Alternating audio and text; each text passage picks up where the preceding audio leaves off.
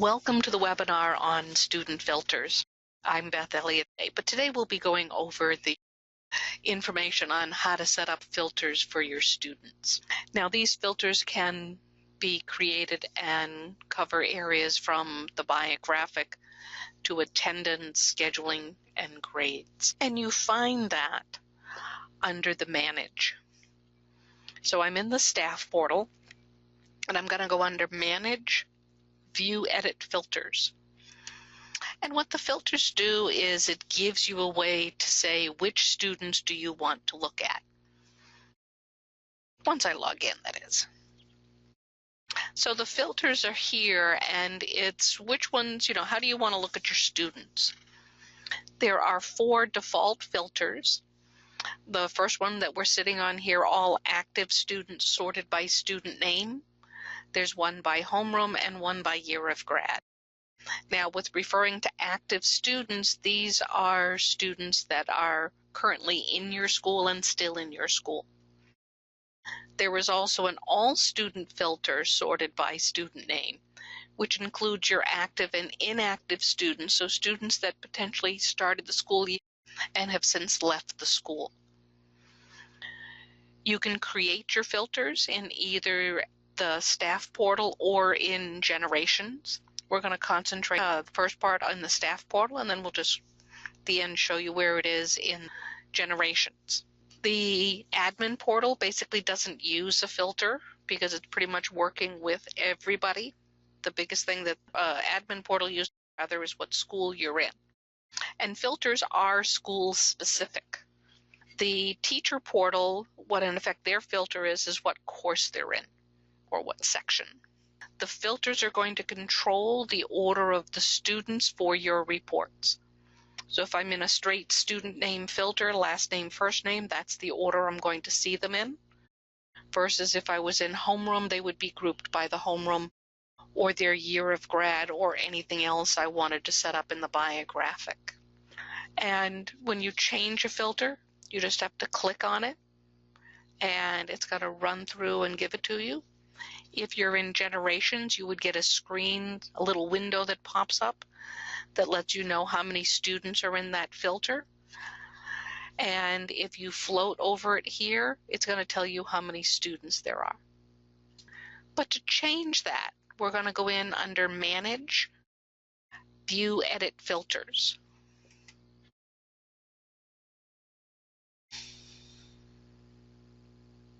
So there's part of this of some people of whether it's a filter or a query.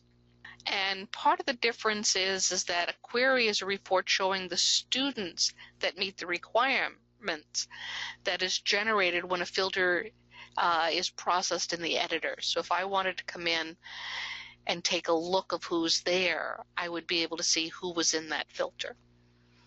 The filters in the pick list are going to be alphabetic based on your standard ASCII sort. So basically numbers will sort before capital letters that sort before lowercase letters. Now we have it all sorted by student comes before homeroom or year of grad because the all active students doesn't have a dash before it gets to the sorted by. So this is strictly going to be the description. So the filter description is the order it comes in. There's 4 of these that are default filters, and if you notice over here on the right, you can't edit them or delete them because those are default filters that come with the system. All the other filters we're going to allow you to modify. If I want to create a new filter, I just come to the bottom and click Create Filter. And in here there are a bunch of different tabs depending on what I want to work with. The first is I want to give it a name and a description. So if I was looking for, let's do it on a bus filter. So I want to see the students sorted by their buses. So I give it a name and I give it a description. The name has to be unique, as does preferably the description, because that's what we're going to be pulling by. The filter name can be up to 21 characters, letters, numbers, and the underline and dash. The description can be up to 62 characters.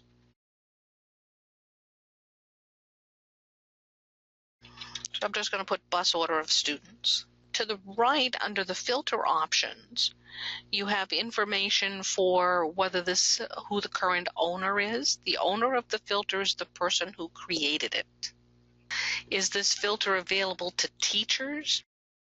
That's less than it used to be. If they were logging into generations, then we might need to know whether this filter was available to the teachers or not. Below that, we allow users other than the owner to modify this filter versus to view it. If you say no to both of these bottom two questions, then it becomes your own personal filter and nobody else sees it or changes it. You can give users the ability to view it, but not to modify it. And that all depends on how you want to work with that. So next up, we're going to work on the biographical tab. And this is the tab that you're probably in most often. And you get to define the conditions of what you want to start doing with who do you want to see. If you do not put any condition in, then you're going to get everyone who is in the school year that you're in. So in effect, that's your filter is just the school year. But most often, the field that you're going to look at is the EMF flag. That EMF flag is your biographical active-inactive status. And what you normally do is that it is equal to, and the value is going to be a capital A for active versus I for inactive. So it lets you see what you're working with. You can do a case-sensitive search. We've actually already done that because this particular flag, the only values are A and I. And the case-sensitive would mean that it isn't going to care whether it's upper or lower case. Actually, the case-sensitive does care whether it's upper or lower. If I go ahead and add that defined condition, it adds as a line right here. Your relationships are things like equal to, not equal to, greater than or equal, and so on down the line. And you can even look at empty or not empty, which is a nice being able to say, well, if the field's not empty, give it to me. Now, some of these things is you have the differences between equal to versus contains or like.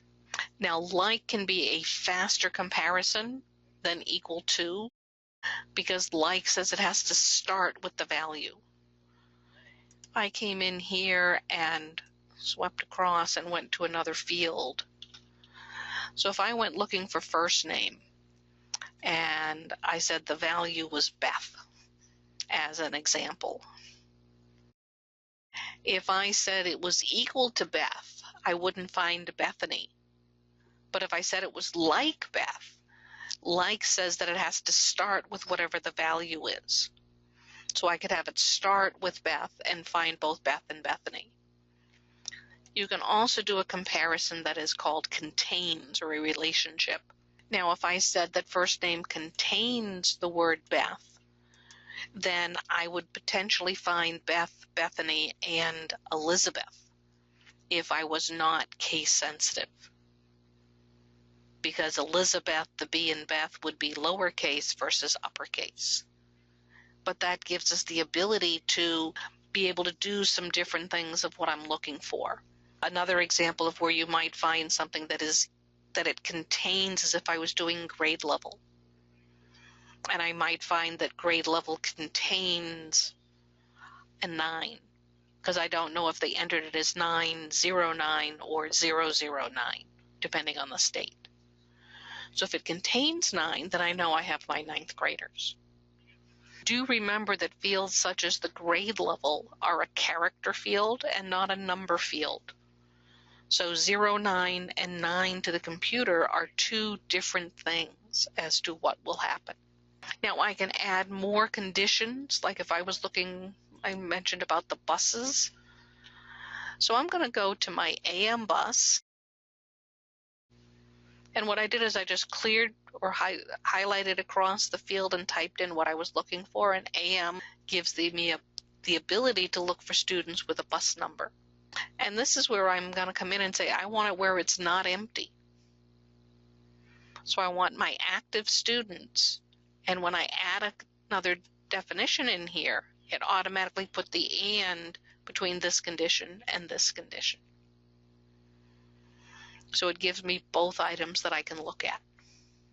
You can put in parentheses if you need to help clarify if you were mixing ands and ors, just for clarification. So it gives you that option to be able to come in and see what's going on. Okay. If I went ahead and processed, I'd be able to see who I have in the filter. So it just is going to give me a quick report to show me what's going on. So in effect, this is the query because it's the results of what my filter is. This report always shows me the student name in first, middle, last name order, the ID, the homeroom, the year of grad, and then the date of birth and age. I don't have the ability to modify this, but this is what I get. And it's going to show me how many pages, and it also tells me right at the top how many students are in that particular filter. So I have 500 some odd students, of which 196 ride buses. Now I can go forward and back through my report just by using my arrows here. And I could go to the printer if I wanted to actually go and get a hard copy of this. So I'm going to go ahead and close it out. And I'm going to look at other information that I have here. My sort order gives me the ability to say, oh, now that I have those records, what order do I want to see the students if I look at a filter coming down the list? And you can sort on any biographical field. So if I want to start with the bus, I can bring the bus number in first. When I'm sorting, do I want to ignore the case of the letters? So in effect, I'm not being case sensitive, which would make everything uppercase. Do I want to consider the case of the letters? So an uppercase Z sorts before a lowercase a.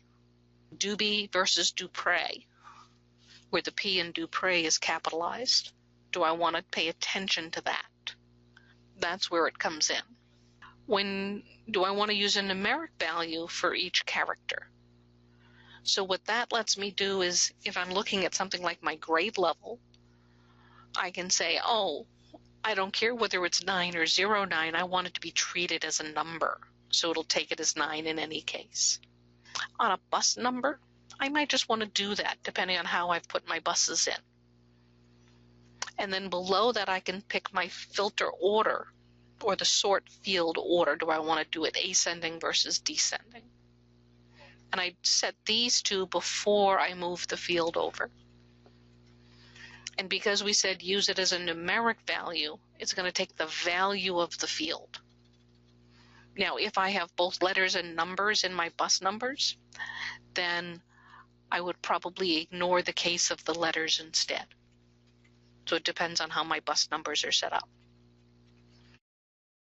Within the bus, I might decide that I want to do the student name. So I'm going to do an L underscore to find my student last name. And that is a case where I want to ignore the case of the letters. And I can move that over.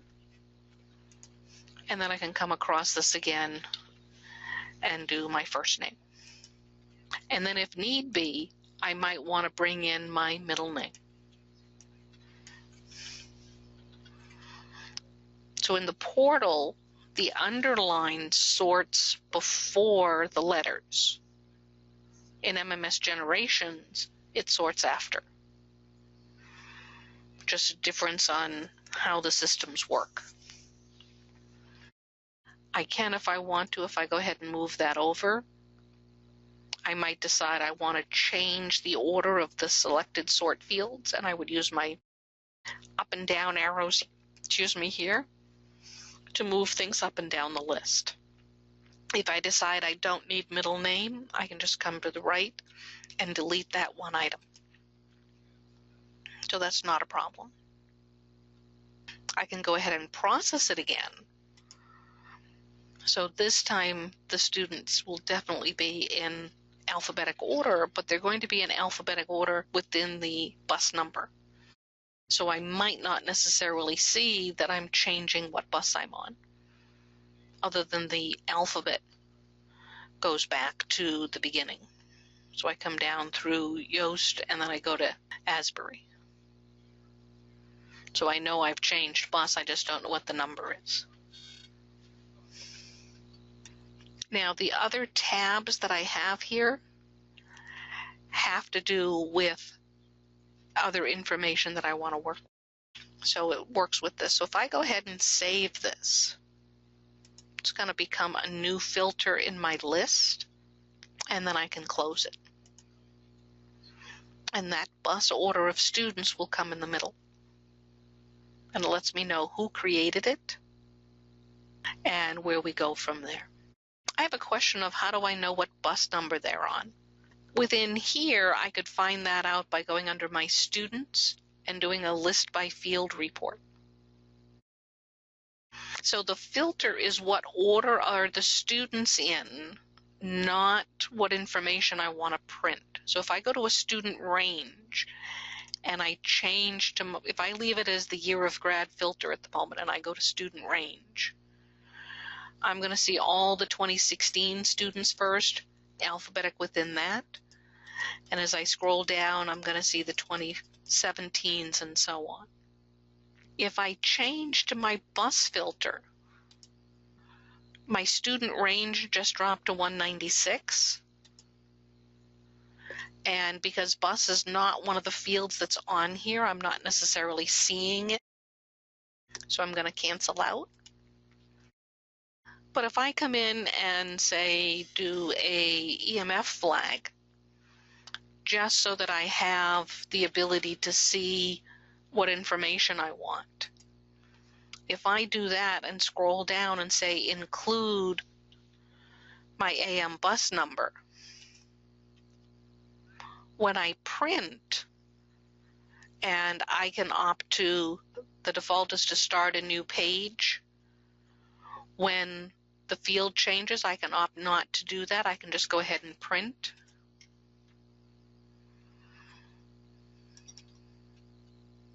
And I can see here's the bus number 1. And as I go forward, I'm then in bus number 10.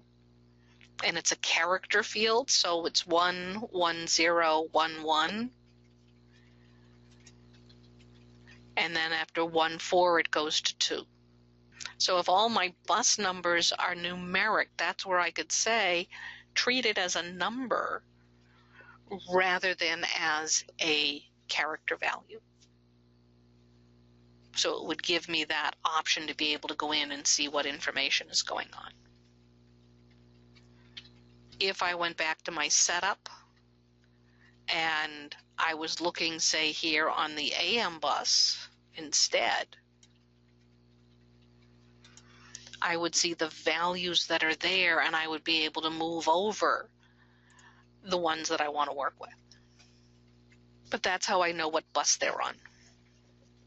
Okay, so I'm going to go back into View Edit Filters.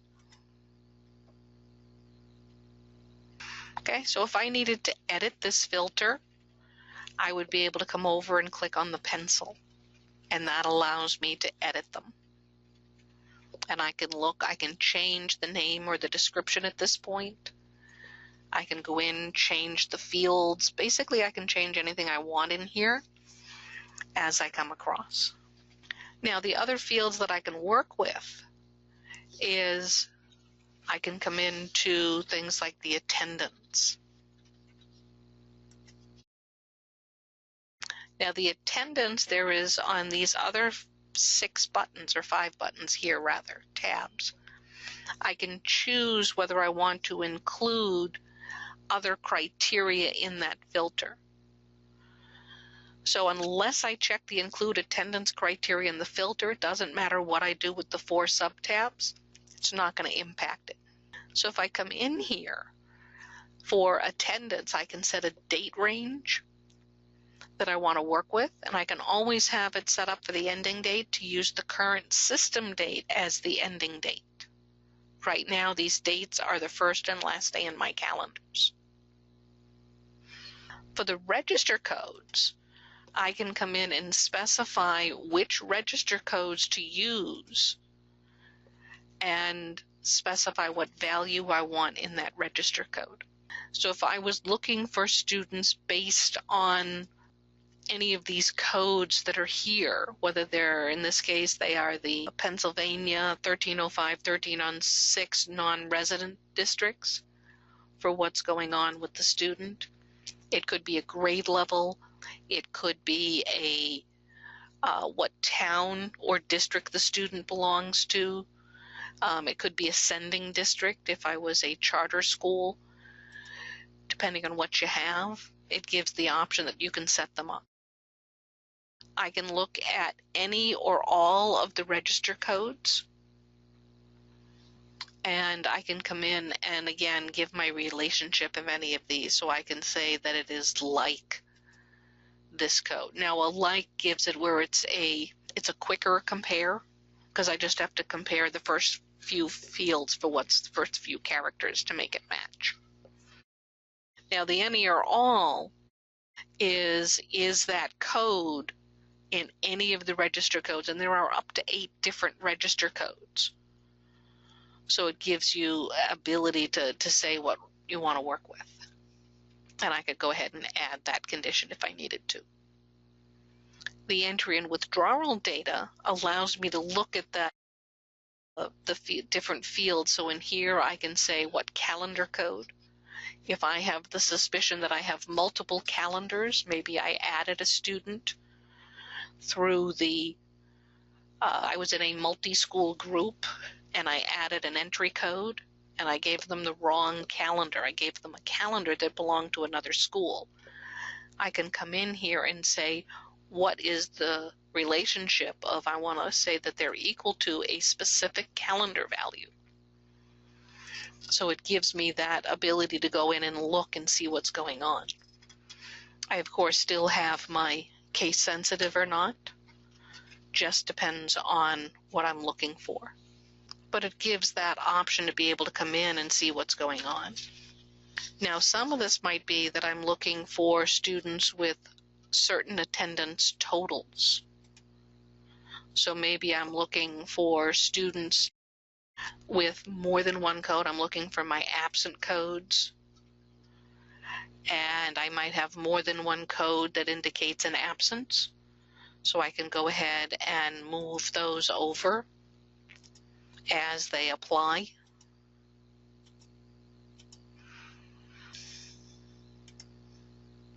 So I'm putting in my full and half-day absences.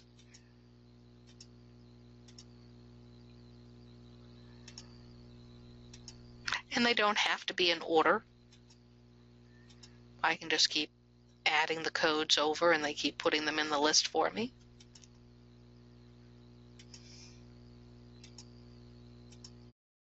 And I want to look for students, in this case, where I can limit based on a specific item.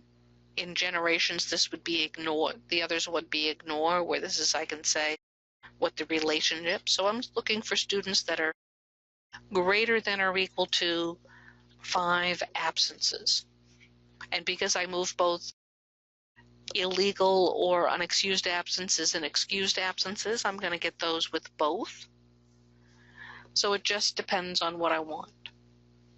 Now, if I process, I'm going to see those students who are riding the bus who had 5 or more absences. And you notice I'm still at 196 students.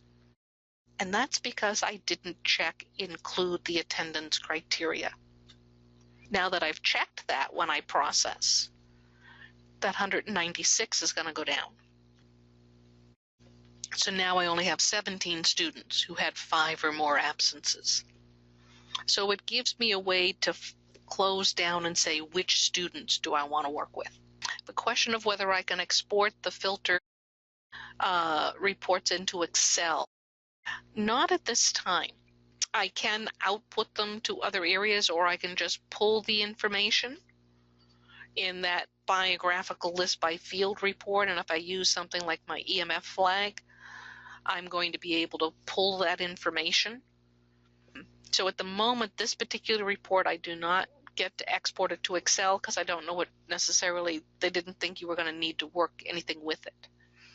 So if I did an EMF Flag of being active, because that was part of my filter criteria. I could include the 2 fields of the date of birth and the age of the student, and I would get this same report. It just wouldn't tell me how many kids at the top. So I have a way to get that report. It just isn't right here. So I'm going to go ahead and close it. Besides looking at my daily attendance, you can also look at your class attendance. The class attendance, similar to the daily, gives you the ability to set a date range. You can look for specific class attendance codes where I can set the relationship of how many, whether it's equal, not equal, greater or less than, this many of occurrences of this specific code. These codes are created under the attendance, class attendance, the class attendance codes. And I can add 1 or more criteria into here. I can do it based on the class attendance totals, which is how many times they've had a specific code, and then limited to whether they have absences, tardies, or dismiss, and you can do an and or between these conditions. So when I'm in my class attendance totals, I can tell it and or. If I'm in the daily attendance, I don't have that and or condition option in between, so all of these conditions must be true in order for the student to be in the filter, not just in the class attendance where I can do an option.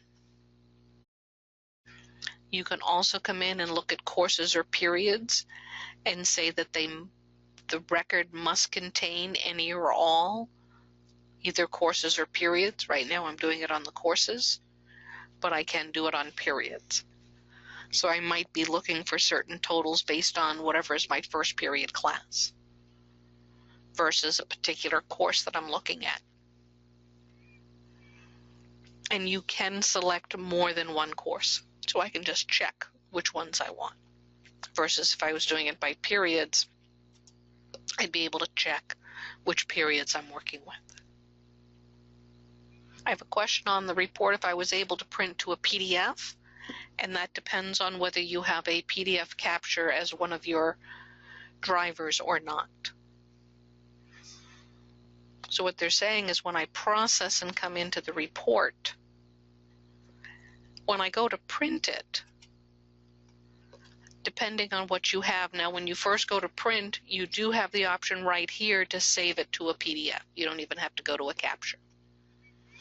So it's just save the file, and depending on how your browser is set up, depends on whether it's going to ask you where to put it. For scheduling, you have the ability to include the criteria or not, and then say, who do you want to look at? When I'm looking at this, it's by course enrollment, so based on whether the students are in a certain class or not. Now, if I was looking for students that had courses that were requested but not scheduled, and here we have unscheduled courses, and this is where you can exclude students with unscheduled courses. But I might be looking for those students that have them rather than don't. So if I come over to my by enrollment, I can look for students where the course code is greater than or equal to whatever is your first course. And I can do and that the section is equal to a blank. Or actually I can say that it is less than my 01. So if I add that criteria in, I'm looking for greater than or equal to this course code, and the section is less than the first, whatever I have as my first section number, which includes the blanks. So it gives me that capability. And I can, of course, remove the individual condition, or I can remove them all, depending on what I'm looking at. You can also look for students with their schedule based on the total courses or credits. If I run a report in scheduling for students that are the course request list by student, I can get those based on how many credits they have, but not based on how many courses they requested. In here, I can look based on the total number of courses or credits, and I can say whether it's the courses or the credits that are equal to or greater than. So I'm looking for those students, say, that have less than 5 courses. Those are the ones I want to see. And I can add that in. Because now I don't care how many credits the course is worth. I'm just looking for based on how many courses they have. This is very handy when I'm in scheduling and I'm looking for information on my middle school or elementary that I'm not looking at credits for them. I have a question on how to change the academic year of this filter, and that's, if I can pull that down, which I can't, is right here just behind me. When I run the filter, it's going to be based on what school year I'm in. And if need be, I can transfer this filter when I'm in school year maintenance for the user-defined screens, queries, reports, filters. And I can transfer this filter from the 15-16 school year to the 16-17 school year and use it when I'm up there. Or just go in and create it again in the 16-17 school year, I should say. So it just depends on what school year I'm in that it's going to. Now the last tab was the unscheduled courses, and this is if you want to exclude them. So if I only want to see the students that have a completed schedule, those are the ones I'm going to work with. By the way, what was also nice by the total courses or credits is I can actually look for students that have less than 1 course, which means they don't have any course requests. So I want to see those because my course enrollment said that they had a course, but no section. Now I'm saying, well, show me those that have, less than 1 section or 1 course. That means they don't have any courses either. And there is another way to get that when I was in scheduling. If I'm in discipline, I can look at those with specific infractions or actions or totals of infractions or actions. So am I looking for students that have had, say, greater than or equal to 3 infractions? And they're any or all of them. I don't care what the infraction was. I'm looking for kids with 3 or more. And I can add that in. And again, my ending date can always be using the current system date. Or I can come over to my specific infractions and say, I'm now going to look at what infraction it is that I'm looking at. So I might be looking for those that are chewing gum. And I want to see those that have chewed gum 3 or more times. Okay, those are the students, and again, the date range I want to work with. And I can go ahead and add that in, and it will put it in with the number of occurrences of that infraction in that date range. So all of that is combined. And then I can do and or with others. I can also limit this to those with a total number of infractions. So it might be, I'm looking for those with 2 or more occurrences of chewing gum, but only if their total infractions are maybe over this number. So it lets me manipulate what's here. And just as I can do it for the infractions, I can do it for the actions. The thing to remember when you're working with actions is a lot of times they're in the future. So to use the current system date as the ending date might not be what you want. Because if I was looking for those students who had detentions, my detention might not be today, it might be next Friday. So I need to be aware that I might have to go into the future. An easy way to get around that is just, if need be, go to the end of either the particular marking period you're working with or going to the end of the school year. But the same as we did with the infractions, we can put a relationship, we can put how many units of which actions, and we can do multiples in there. Now at the bottom, we can also limit to those with a total number of actions and or in this case, it's an and, a total number of units. So if I was looking, if my units were reflecting on, say, demerits, maybe I'm looking for students with so many demerits. Or if they were days of suspension or days of detention, I might want to look for based on that. And we again had the total actions that we had before. The last of my tabs are the grades. And in here, I can look at based on any one of the four. So what is the particular GPA or rank? And I say whether I want to look at the GPA or the rank of that line.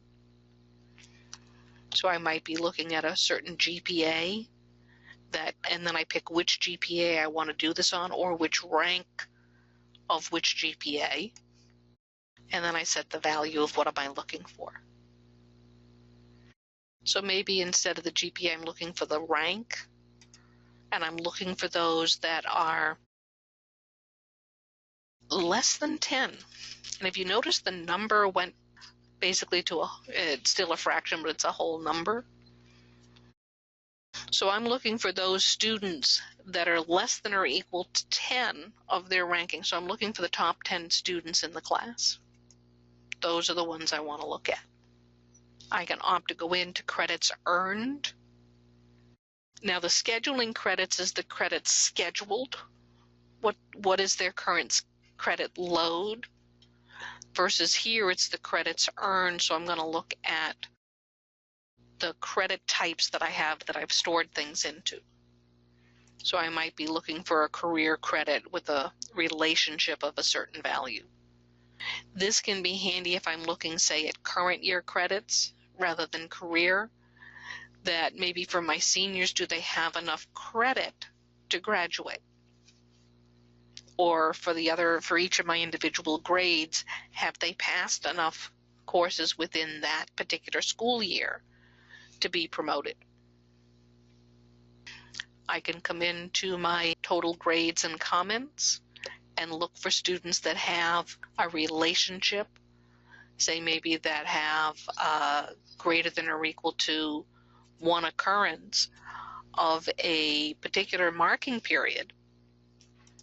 And now I can select either the grade or the comment, and I'm going to look at the comment, and then I can say what comment I want to work with. Now one of those comments might be that there was a conference requested. So I want to find the students who have a conference requested. So it gives me the option to be able to come in and say, oh, did they request a conference in comment 1, or was it requested in comment 2, still in the same marking period? Sorry. I need to move that one up. I can look at comment 3 rather, and do an or for comment 4. So in any one of the first quarter, in my case, this marking period, in any one of the 4 comments, did they have greater than or equal to 1 occurrence of a conference requested? Those are the students I want to see. And depending on what I'm doing, if I was looking at the grade rather than the comment, I could include the transfer courses in this criteria. If I'm doing this against the grade versus the comment, if I was looking at the specific grades, I would see that I would have each one individually. So if I'm doing numeric grades and I was looking for certain ones, I'd have to do each one individually, and I might want to do that somewhere else rather than in here. The last of the tabs is the honor roll. And this is where I can say on the filter, as I want to see students with a certain level of honor roll before I look somewhere else. So sometimes the honor roll is based on whether or not what sort of effort or conduct the student has. So they must have a decent conduct or a non-poor conduct to be even considered for honor roll. So I might want to do it based on the comments that indicate a poor or a good conduct before I look at the honor roll. But in the honor roll, this gives me a way to say which honor roll level do I want to look at and for what marking period.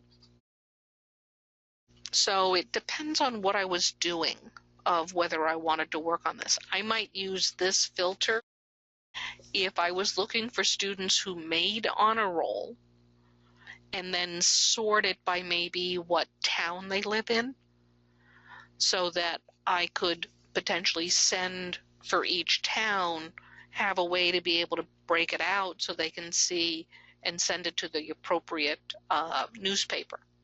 Other than that, if I was looking for just a straight honor roll list based once I have computed it, I have a question if this is where we get the honor roll for student.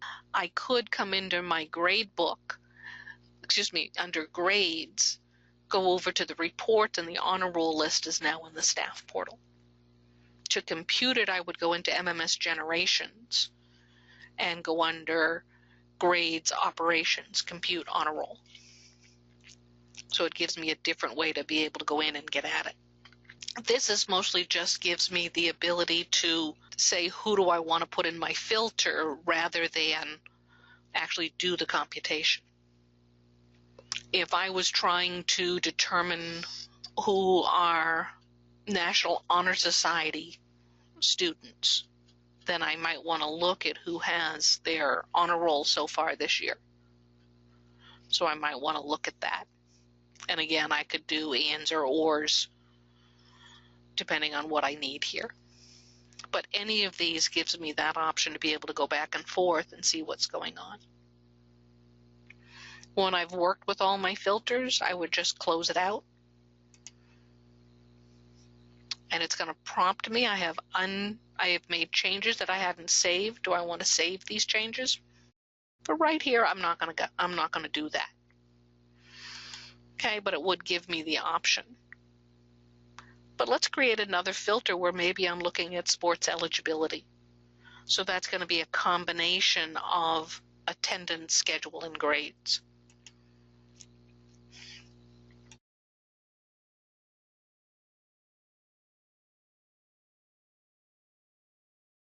So I'm looking at sports eligibility, but this could potentially be, rather than just sports eligibility, it might be any sort of extracurricular eligibility. And I can give any kind of name I want.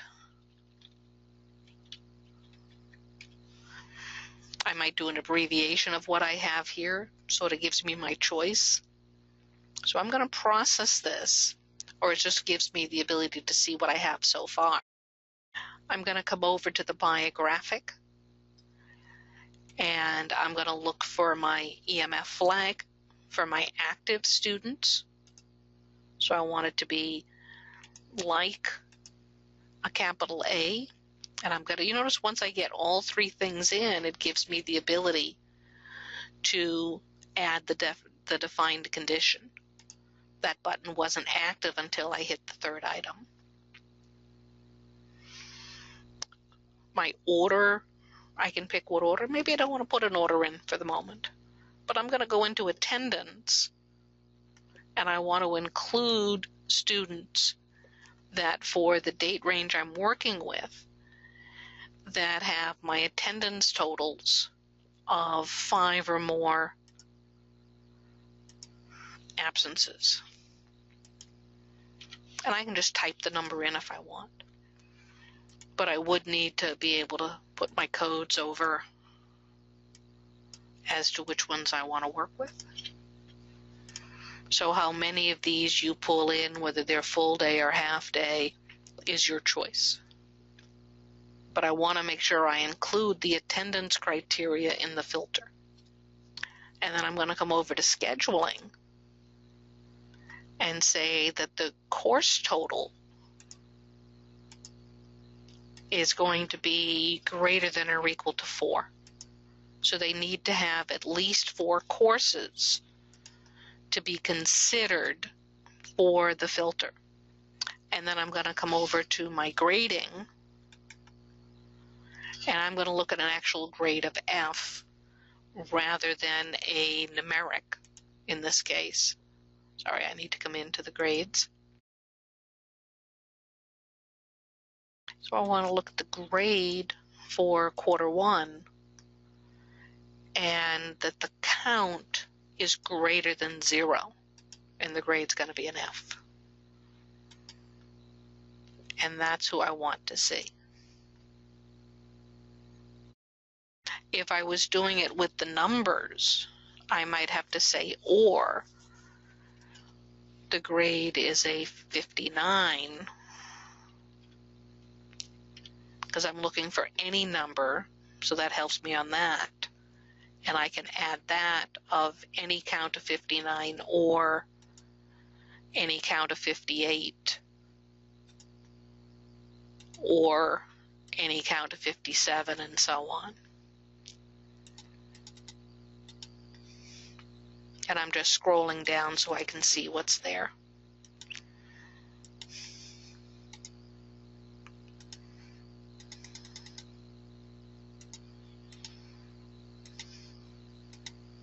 So I can add them in and add as many of those as I want. And if I go ahead and process, I'm going to see which students have the grades of 55 to 59 or an F. I've got 40 students that have 5 or more absences and have 4 or more courses with at least one grade that is between 55 and 59 or an F. So it gives me that capability to find out who are those students that might not be able to attend the dance or to participate in sports this quarter. So it lets me see that information. Now it might be that I look for the students that have and actually, I didn't check to include the grade in the criteria. So if I process, that 40 count of students with 5 or more absences might go down for how many students are in this filter. So now I only have 4 students that have 5 or more absences and have 1 or more failure. So by not checking include the grade criteria, I changed how many students were in this filter. And the scheduling could also impact. I did have the scheduling one in, I just didn't have the grade one in. So that made a difference. Now, the thing to remember on something like the number of courses is if you have a student that has a career tech course, it might be worth 3 credits and it might only be 1 course. Where a student not in the career tech path might have 3 courses instead of 1. So that can potentially impact what you're looking at. So the filters can be very creative. You're limited to these 5, actually these 6 areas that you can select the students on. The sort order is going to be only on the biographic. Now when I processed, by the way, we didn't necessarily have a set order of what students am I looking at. They happen to fall in alphabetic order, but they don't always. So you might want to specifically state the order that you want to see the students in. And that's where this comes in. So I might want to look at the last name.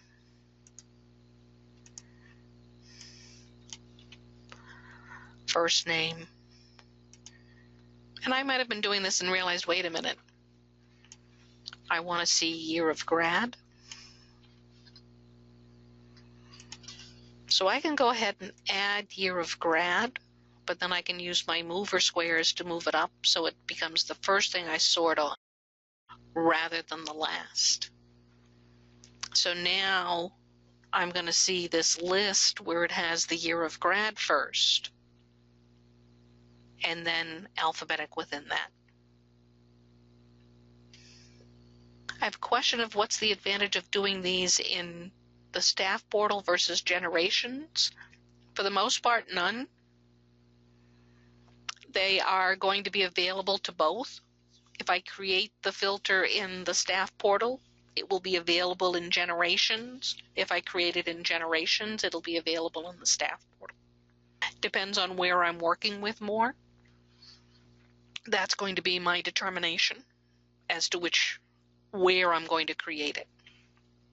For things like adding in the grades with the different levels of those that were, say, greater than or equal to 0 for my failures, I think I can put more grades in if I'm in the staff portal than I can if I'm in generations. I want to save these changes. The other thing in here is that in the staff portal, I can sort on any one of the headers to say me who I want to see. So it gives me a better area to be able to go after the filters. In generations, the filters are going to be in the order when I go to edit them that they were added in, which are not always alphabetic. So in that case, editing the filter is going to be a little easier if I'm there versus somewhere else. So it does give me that option. Now, if you hover over the area, the buttons, it's going to tell you what they do. So I can process the filter versus I can set as a default filter. And that's something that's also nice that I can do in the staff portal that I can't do in MMS. In generations, the default filter is whichever is the first one based on the filter description. In the staff portal, I can actually pick which filter I want to be my first one. So it doesn't have to be the first alphabetically. And then that's the filter I come into when I go into generations, or when I go into the staff portal, sorry. So that's where it can be that sometimes being in the staff, it gives me that option. Now that set as default only applies when I'm in the staff portal. It doesn't apply when I'm in generations. So I have a question of, would that be the default for everyone? And the answer is yes. That would be the default for everyone. So sometimes if I've done other filters, because I was looking for all active students with something else that became earlier in the list than the student name, I can come back and say, yeah, I want that to be the default, rather than a grade level one. Because if they did first grade, second grade, 12th grade, 9th grade, and they put the numbers first, the numbers sort before the letters, and that's not always what I want. So it gives me the way to be able to go back and see what else I want to do. Now, if I need to delete a button, if I opt that I don't need one of these filters that I created, and I can use these little arrows down here. I can either just specifically go to the second page, or I can say go to the next page or the last page, depending on what I have here. I can come in and say, oh, I don't need the sports eligibility filter anymore, and I can say I want to delete it. And I can go ahead and do that. Now, I'm only, when I set up the filter, if I said that to allow users other than the owner to modify this filter, if I'd said no, then I shouldn't be able to delete it unless I was that owner. So it makes it handy to be able to work with that. Another filter I might want is for the new school year for scheduling purposes, because I might want to schedule with students so they are not in pure student name filter, so the kids at the beginning of the alphabet have a better chance of getting into their requests than the students at the end of the alphabet. So I could just change my school year and create a new filter. And somebody had asked me that earlier, of how do I change the academic year. Now, the filters that were already created, like football team and perfect attendance with no discipline, because I already transferred those from one to the other, they're already in the new year.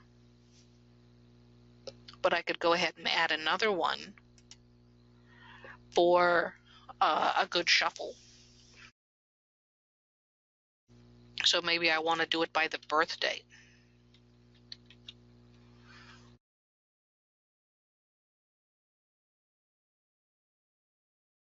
So I want to do my year of grad by birthday. So my biographic is I still want my EMF flag.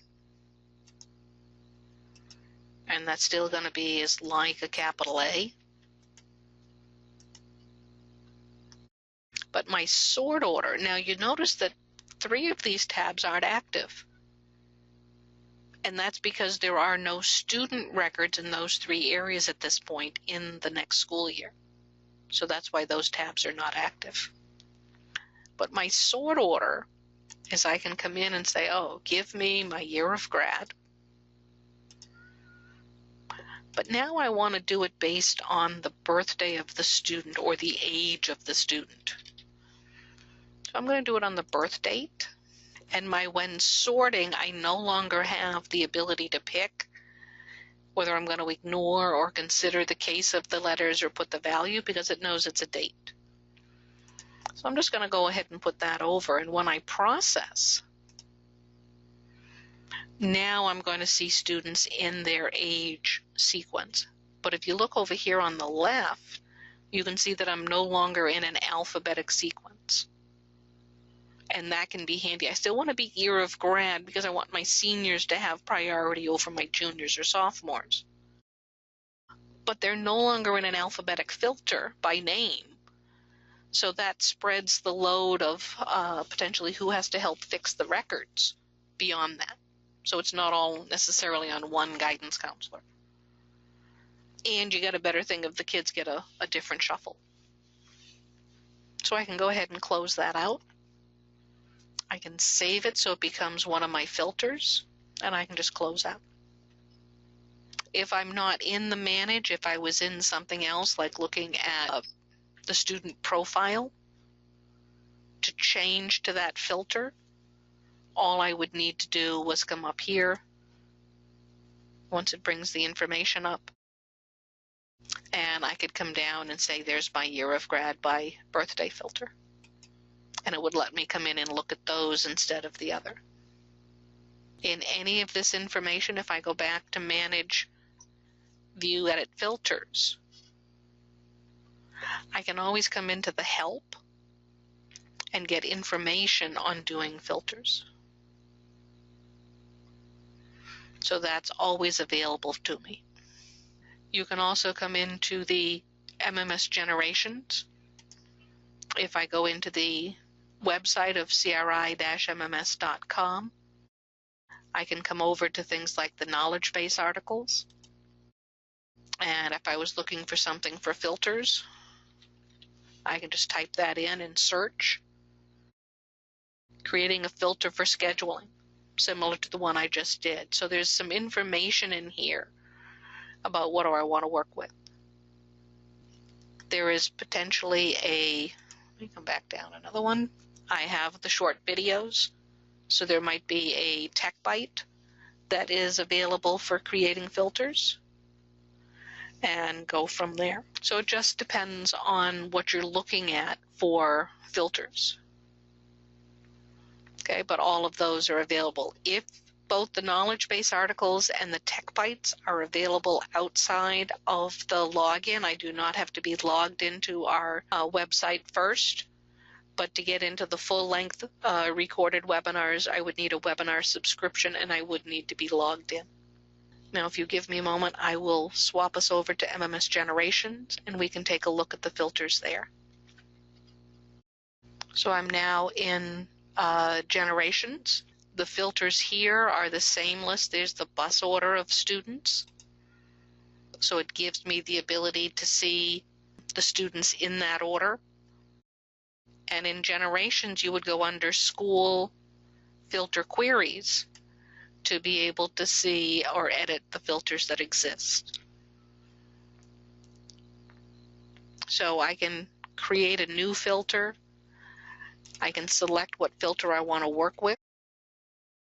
And if you notice here that it's in a different order, so my buses are at the bottom, because it was the last filter I created. And at this point, I have the ability to delete it right here. I have some of the same questions about, is it available for online attendance, owner and modify, or view. If I wanted to create a filter, I would click here. If I wanted to change the name and description, I would click the edit name and description, do that here. I can just go back to that. Now I can just click on the list and type the letter that I want to work with. The same tabs I had before. There's my biographic with the case sensitive. So I can add it in, the conditions of things like the like or exactly like. The exactly like in generations is the equal to in the portal. But all the rest of this is the same, where you can put your and or your or between it. The order, you have your case sensitive or insensitive. This is where I pay attention and I don't. The value ascending or descending. You have the ability to look at your attendance with the use the current date as the default. You still have your check marks. So all of this setup is the same. You have the process to see who you're looking at with an extra thing of, do you want to view? And in here, when I'm in generations, I can output this to Excel. So I could create the filter in the portal if need be, and I can always come into generations and output that report to Excel. I had that question earlier. So I can do that when I'm here. Okay. If I was changing to a different filter, when I click on it, if I don't move the mouse, it's going to give me this banner just below where I am that says how many students are in the filter, and it was right through here. Until I do something else, it does give me it at the bottom, how many students. So in either case, I can go in and modify what's there. Again, if I'm in creating the filter queries, I can always go into the question mark for help on what I'm doing. And this is under school, so it's going to give me the different areas on the filters and let me go into my different tabs as to what it needs to. If you need to learn more on any of these items, you can click on it, and it lets you see the different things of you can look at. You can always go to the printer, and you can opt to do not only the title, but the title, the topic that you're on, and all the subheadings. So I could actually come up to the top of the filters and say I want to print everything below that into the different areas of what you have.